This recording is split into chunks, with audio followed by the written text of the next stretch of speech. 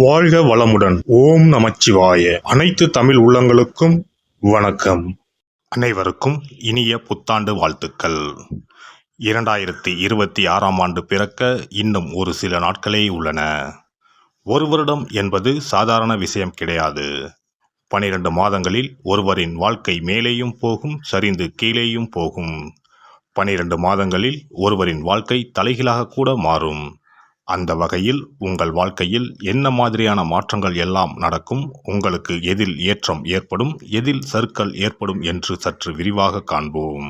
இந்த ஆண்டின் தொடக்கத்தில் கிரகநிலைகள் என எடுத்துக்கொண்டால், குடும்பஸ்தானத்தில் சந்திர பகவானும், சகோதரஸ்தானத்தில் குரு பகவானும், புத்திரஸ்தானத்தில் கேது பகவானும், பாக்கியஸ்தானத்தில் சூரியன், செவ்வாய், புதன், சுக்கிர பகவானும் உள்ளனர். லாபஸ்தானத்தில் ராகு பகவானும் சனி பகவானும் உள்ளனர். குரு பகவான் 5ஆம் பார்வையாக துலாம் ராசியையும், 7ஆம் பார்வையாக தனுசு ராசியையும், 9ஆம் பார்வையாக கும்ப ராசியையும் பார்வையிடுகிறார்.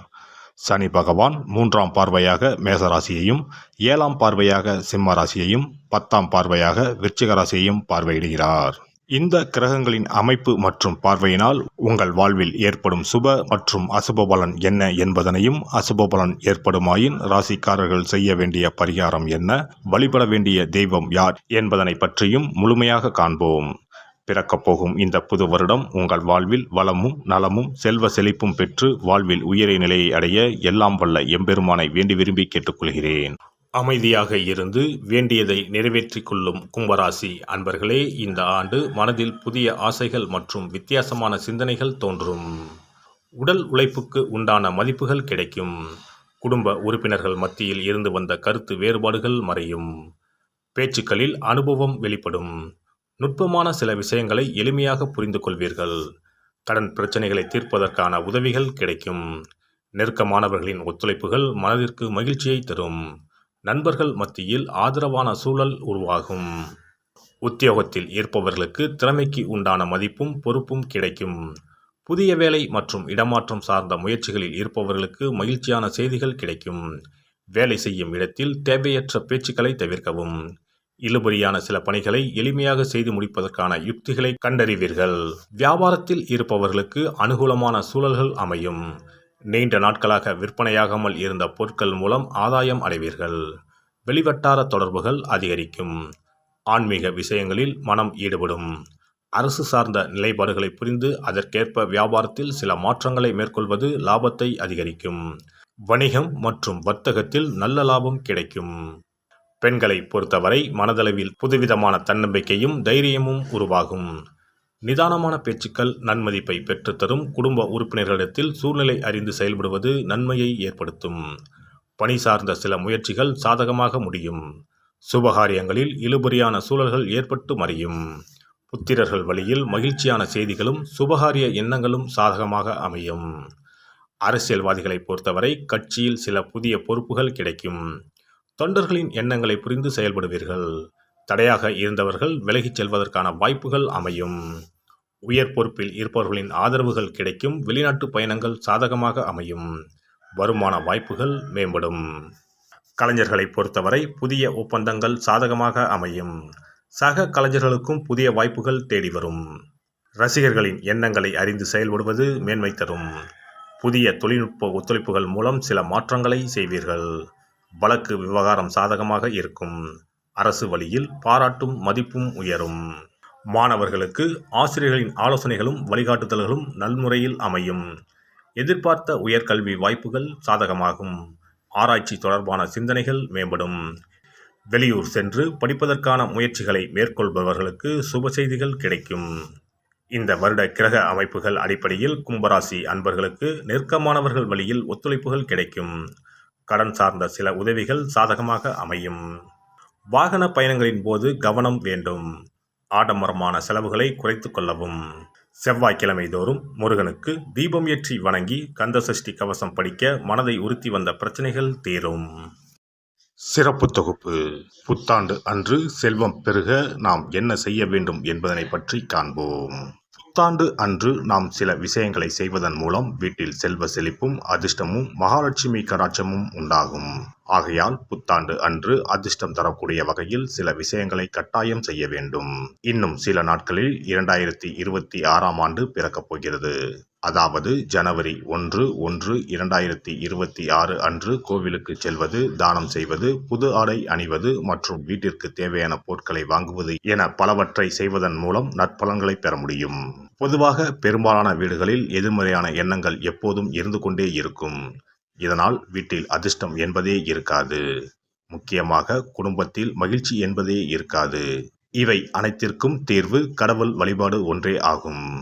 கடவுளுக்கு உரிய பொருட்களை வாங்கி வழிபடுவதன் மூலம் வீட்டில் நேர்மறை ஆற்றல் பெருகி குடும்பத்தில் மகிழ்ச்சியும் செல்வ செழிப்பும் உண்டாகும்.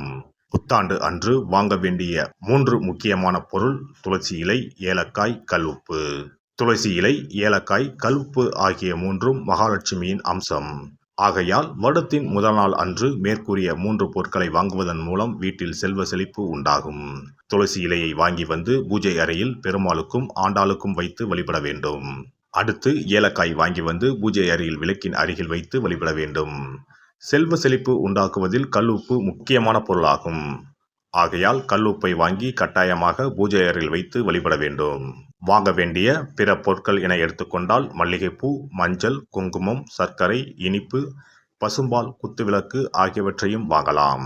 புத்தாண்டு அன்று அதிகாலை எழுந்து குளித்து பிரம்ம முகூர்த்தத்தில் பூஜை அறையில் விளக்கேற்றி வழிபட வேண்டும். அடுத்து கோவிலுக்கு சென்று அபிஷேக பொருள் வாங்கி கொடுத்து தரிசனம் செய்ய வேண்டும். முக்கியமாக புத்தாண்டு அன்று ஏழை எளியவர்களுக்கு தானம் செய்ய வேண்டும். மேலும் அறுசுவை உணவுகளை சமைத்து கடவுளுக்கு படையலிட்டு வழிபடுவது நல்லது. புத்தாண்டு அன்று பிறருக்கு கடன் தரக்கூடாது. நல்ல நாட்கள் மற்றும் விசேஷ நாட்களில் பிறருக்கு கடன் கொடுப்பதன் மூலம் வீட்டில் அதிர்ஷ்டம் குறையும். ஆகையால் சுப நாட்களில் பிறருக்கு கடன் அளிப்பதை முற்றிலும் தவிர்த்து விடுங்கள்.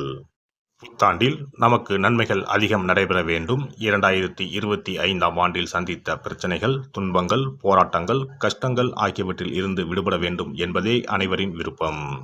புத்தாண்டு பிறப்பதற்கு முன் எந்தெந்த பொருட்களை நம்முடைய வீட்டில் இருந்து அகற்ற வேண்டும், இவற்றை வீட்டில் வைத்திருப்பதால் என்னென்ன பாதிப்புகள் ஏற்படும் என்பதையும், இவற்றை அகற்றுவதால் புத்தாண்டில் என்னென்ன நன்மைகளை பெற முடியும் என்பதை பற்றியும் தெரிந்து கொள்வோம்.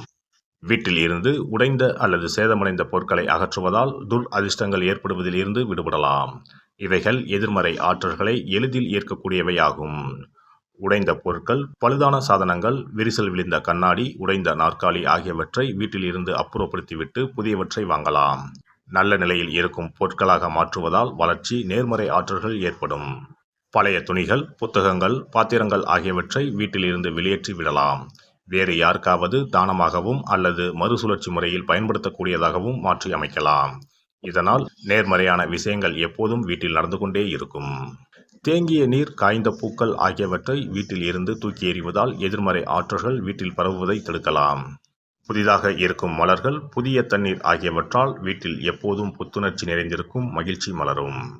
காலாவதியான உணவுப் பொருட்கள், மருந்துகள், அழகு சாதன பொருட்களை வீட்டில் வைத்திருப்பதால் வீட்டில் தேக்க நிலை, எதிர்மறையான சூழல் இருந்து கொண்டே இருக்கும். இதனால் வீட்டில் அடிக்கடி நோய்களும் வந்து கொண்டே இருக்கும். ஆரோக்கியமான சூழலை வீட்டில் உருவாக்கவும், புதிய வாய்ப்புகள், நல்ல விஷயங்கள் தேடி வருவதற்கும் காலாவதியான பொருட்களை அகற்றிவிட்டு சுத்தமான காற்று, ஆற்றல் வந்து செல்லும் வகையில் வீட்டை காற்றோட்டம் உள்ளதாக வைத்திருக்க வேண்டும். எல்லாம் வல்ல இறையருளால் நீங்களும் உங்கள் அன்பு குடும்பமும் உடல் நலம், நீலாயுள், நிறை செல்வம், உயர் புகழ், மெய்ஞானம் ஓங்கி வாழ்க வளமுடன். இந்த வீடியோ பதிவு உங்களுக்கு பிடித்திருந்தால் லைக் பண்ணுங்க, கமெண்ட் பண்ணுங்க, ஷேர் பண்ணுங்க, மறக்காம சப்ஸ்கிரைப் பண்ணுங்க, பக்கத்துல இருக்கிற பெல் பட்டனை கிளிக் பண்ணுங்க. நன்றி, வணக்கம். ஓம் நமச்சிவாய. சிவாய நம.